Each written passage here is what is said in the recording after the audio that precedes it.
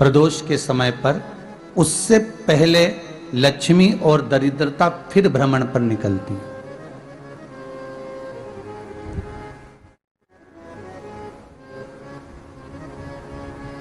शिव भ्रमण कर कर जब वापिस आ जाते हैं, हिंदू धर्म में पीपल के वृक्ष की जो गणना वराह पुराण में करी गई है, 4 बजे से 7 बजे तक शिव के भ्रमण का समय बताया है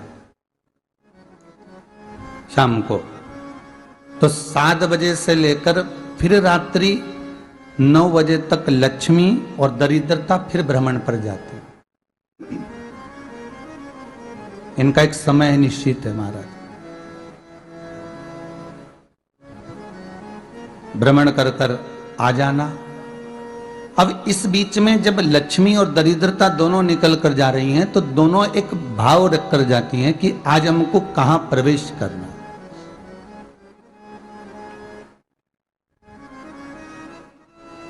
आज हमें किस जगह पर प्रवेश करना है, आज हमें कहां पहुंचना है, आज हमें किस जगह जाना है। और जिस नगर में जिस मार्ग से लक्ष्मी और दरिद्रता निकल कर जाती है, ये दोनों का जब निकलना होता है, इनको स्थान दिया गया जहां पर स्वच्छता हो, घर के दरवाजे पर रंगोली डली हुई हो, द्वार पर जल छीटा गया हो। महाराज, उस द्वार पर लक्ष्मी प्रवेश करती है तो दरिद्रता भी जाने लगती है अंदर। जब दरिद्रता अंदर जाने लगती है तो लक्ष्मी उसको रोक देती है।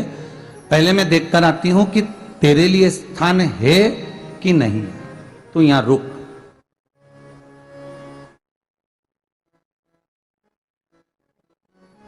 कुछ देर तक दरिद्रता बाहर खड़ी रहती है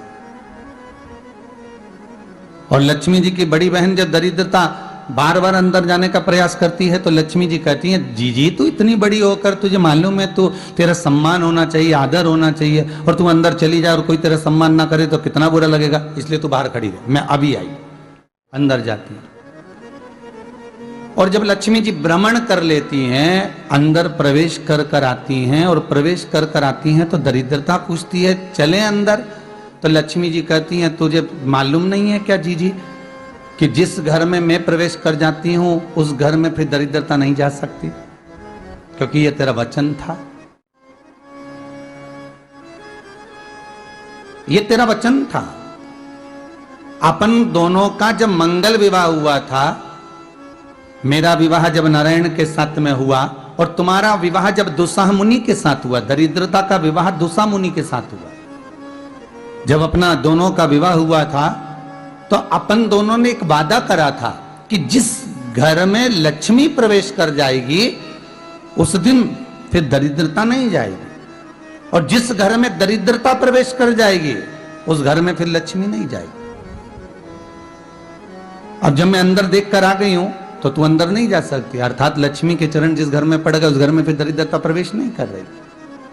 चलते चलते फिर दरिद्रता ने देखा और लक्ष्मी जी इसको लेकर गई और लक्ष्मी जी ने देखा कि इसके दरवाजे पर जल नहीं छीटा गया, इसके दरवाजे पर ना रंगोली डली है, इसका द्वार साफ नहीं हुआ है, इसके द्वार पर दीप नहीं है, इसके द्वार पर कलश नहीं है, इसके दरवाजे पर ढेर सारा कचरा पड़ा हुआ है, कोई स्वान कोई कुत्ता गंदगी भी कर कर चला गया है, कहीं बिल्ली ने गंदगी कर रखी है, कहीं जीवों ने कुछ गंदा गिरा रखा है। तो फिर लक्ष्मी जी कहती है, जी अब मैं होकर आ गई थी ना, अब तू जा, तू होकर आ। और दरिद्रता प्रवेश करती है तो अंदर जाकर क्या देखती है दरिद्रता कि इतनी सवेरे से मैं घूमने इनके दरवाजे पर आई और ये तो सब चादर तान के चकाचक गुर्राटा भर भर कर सो रहे हैं। तो दरिद्रता कह देती है, तुम्हारा भाग्य ही बेकार है, तुम्हें क्या करूं, तुम ऐसे ही सोते रहो। और दरिद्रता गुस्से में बाहर निकल कर आती है, लक्ष्मी से कहती है, लक्ष्मी तू इसके घर में जाना ही मत ही। तो दरिद्रता को कहती है, जी तेरी बात नहीं मानूंगी क्या मैं? लक्ष्मी जी बोली, मैं तेरी बात नहीं मानूंगी, बिल्कुल नहीं जाऊंगी इसके घर में, तू चिंता मत कर, चल आगे चले। फिर आगे बढ़े। ये लक्ष्मी और दरिद्रता का प्रवेश है। आपके घर का द्वार आपके घर का दरवाजा। फिर निवेदन करूंगा एक बहुत सुंदर बात, हमें महाराष्ट्र से सीखना चाहिए, हमें साउथ से सीखना चाहिए, दक्षिण से। जिस समय पर भक्ति देवी यमुना जी के घाट पर रो रही थी अपने पुत्र ज्ञान और वैराग्य को गोदी में लेकर, समय देवऋषि नारद ने एक प्रश्न किया था कि तुम कहां पर पोषित हुई हो, तुम्हें ऊर्जा कहां से प्राप्त हुई? तो कहा मैं गुजरात से तो चली हूं। और वहां से चलती चलती भक्ति देवी कहती है मैं बहुत दुखी होकर, बूढ़ी होकर, द्रवित होकर, बड़ी दुख में वहां से चलते चलते जब मैं महाराष्ट्र में पहुंची तो मैंने वहां जाकर देखा कि वहां पर लोग हर पल हर घड़ी ब्रह्म मुहूर्त में उठकर स्मरण करते हैं, नाम जाप करते हैं और दरवाजे पर जल छीट कर रंगोली डालते हैं। तो कह रही है कि वहां पर मैं थोड़ी अवस्थावान होने लगी, वहां मुझे अच्छा लगने लगा। फिर जब मैं और आगे पढ़ी, दक्षिण में जब पहुंची, वहां पर जाकर मैंने देखा कि सुबह से उठकर मंगलाचरण, मंगला स्तोत्र और वेदों की ध्वनि होने लगी।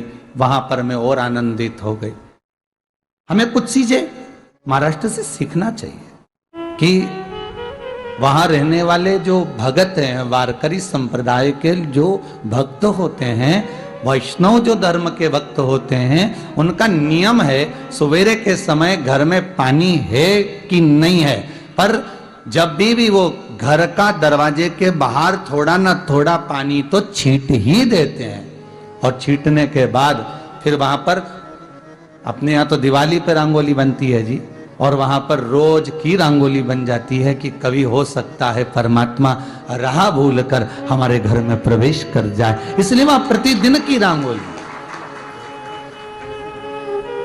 प्रतिदिन।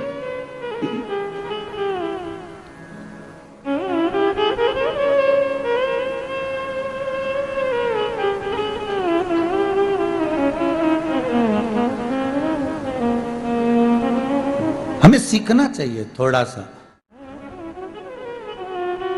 आज के जमाने में तो बहू अपने कमरे की झाड़ू लगा ले, वो भी बहुत बड़ी बात है। हो खड़ी खड़ी बहू ये देखती रहेगी कि नौकरानी सही से झाड़ू लगा रही, वहां से लगा के लाओ, इधर से हेड के ले जाओ, वहां से कचरा सोरो, वहां से पोछा लगाओ। खड़ी रहेगी, उंगली से बताती रहेगी, पर इतना नहीं बनेगा कि सेविका से, नौकरानी से, दासी से कह दे कि तू मम्मी पापा के कमरे की लगा ले, मैं मेरे कमरे की लगा लूंगी, तू जा उधर। थोड़ा दया का भाव अगर होता तो उसके मन में भी आता कि मेरी बड़ी सेठानी तो अपनी जगह पर है, पर छोटी तो सेठानी की भी बड़ी सेठानी है जो मुझ पर करुणा करती रहती है। पर बड़ी तो कहे कि बेटा रहने दे, तू उधर ले जा, जब भाभी के कमरे में देख ले जा, उसके बच्चों का बड़ा फैलारा रहता ना, तो उधर देख ले जा, तो जरा उधर मां उधर भेज रही है।